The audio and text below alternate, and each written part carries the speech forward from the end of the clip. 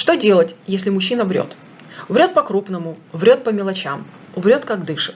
И когда вы не понимаете, сейчас он говорит правду или это через 5 минут окажется ложью, нужно ли проверять его слова, можно ли им доверять, что делать? Можно ли вообще с такому мужчине доверять хоть сколько-нибудь и можно ли с ним строить отношения?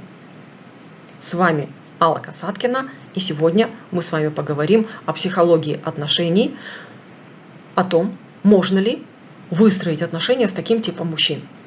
Да, постоянное вранье, поведение патологическое. Это говорит о том, что у мужчины есть устойчивая внутренняя потребность врать. Это не потому, что, хочу сразу прояснить, не потому, что с вами что-то не так. Не потому, что вы что-то сделали не так. Не потому, что ваши отношения какие-то не такие. Это все о мужчине, это не о вас. Почему мужчины врут? Это привычка с детства, и чаще всего мужчины врут из страха наказания, из страха осуждения или из страха отвержения. Имеет ли это отношение к вам? Еще раз говорю, нет.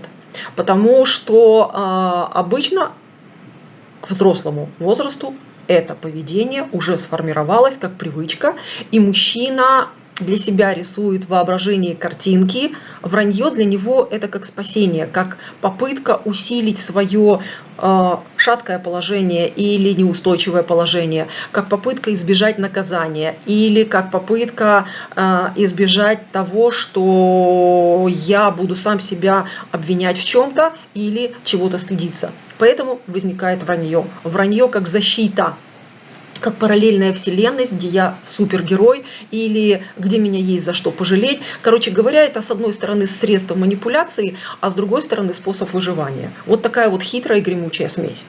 Что делать с таким мужчиной? Обычно женщины что делают? И делают это ошибочно, сразу скажу, пытаются ловить их за язык, что называется. А ты мне вот вчера говорил это, а сегодня ты мне говоришь это, а что же из нас правда? Неудачный вариант. Второй неудачный вариант – это когда женщины, первый раз заподозрившие мужчину во вранье, пытаются его проверять, выискивать, а что же является правдой, а что же является ложью. Одна моя клиентка втянулась в отношения с таким мужчиной, пытаясь его проверять, и выяснила не очень лицеприятные моменты для себя. Когда ты начинаешь проверять это, ты же ищешь аргументы за, против, ты втягиваешься во все это. И поэтому это неудачный вариант. И еще один вариант, когда женщины начинают становиться на сторону этого мужчины, слепо ему доверяя, тоже неудачный вариант, сразу говорю, и доказывать всем, что вы не понимаете, какой он хороший, вот он с вами был плохим, а со мной он будет идеальным.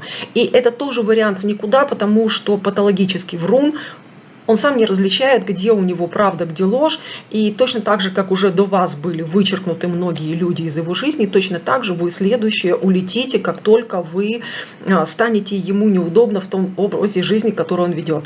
Что делать? Что делать в этой ситуации, когда вы оказались по стечению обстоятельств, волею судеб, еще по каким-то другим добрым или недобрым умыслам вы оказались в отношениях или в знакомстве с таким человеком. Если вы понимаете, что мужчина врет, ни в коем случае не стоит выяснять с ним отношения, ни в коем случае не стоит ему чего-то доказывать, ни в коем случае не опускайтесь до проверки, поисков доказательств или еще чего-нибудь. Вас это ни к чему хорошему не приведет. Это не упрочит ваши отношения, это не поднимет ваш статус в его глазах, это не принесет вам какие-то дополнительные плюшки или не закрепит ваши отношения и придаст им какую-то стабильность и новую осмысленность. Ничего этого не произойдет. Вы просто сами эмоционально втянетесь в эти отношения, и вы себя будете держать в этих отношениях, а не его вранье. Что лучше сделать? На самом деле лучше сказать спасибо самой себе, что я проявила внимательность и заметила это вранье, распрощаться с этим человеком, чтобы он вам не говорил, найти повод, закончить эти отношения и ни в коем случае не говорить, что поводом для окончания отношений является его вранье. Потому что будет выдвинута следующая теория, в которую вы вынуждены будете поверить.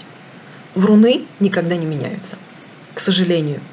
И если мужчина захочет излечиться от своего патологического вранья, он это сделает без вашей помощи со специалистом.